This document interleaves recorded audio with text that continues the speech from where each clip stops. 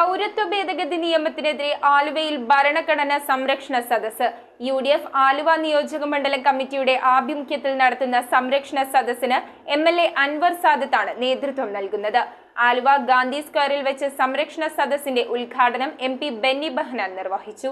UDF നിയോജക മണ്ഡലം chairman Latheef പൂഴിത്തറയുടെ അധ്യക്ഷതയിലാണ് BJP സർക്കാർ കൊണ്ടുവന്ന പൗരത്വ ഭേദഗതി നിയമത്തിനെതിരെ UDF ആലുവ നിയോജക മണ്ഡലം കമ്മിറ്റി ഭരണഘടനാ സംരക്ഷണ സദസ്സ് നടത്തിയത്. KSU സംസ്ഥാന president Aloysius Xavier, MO John, MA Chandrasekharan, convener MKA Latheef, Babu Puthanangadi, Suneer PB, Jomy MJ, PA Mujeeb, Krishnakumar എന്നിവർ സംസാരിച്ചു. പൗരത്വം എന്നത് ഭരണഘടനാ പ്രകാരം ഒരു മൗലിക അവകാശമാണ്.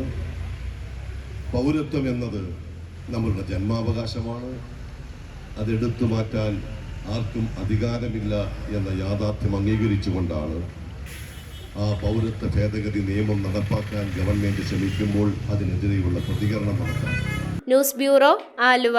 Kopparambil Ayurvedic hospital and research centre. ഉഴിച്ചിൽ, lumbar spondylitis, cervical spondylitis, disc bulging കൊണ്ടുണ്ടാവുന്ന ബുദ്ധിമുട്ടുകൾ എന്നിവ ചികിത്സിക്കാൻ വിദഗ്ധരായ ഡോക്ടർമാർ. Kopparambil Ayurvedic hospital and research centre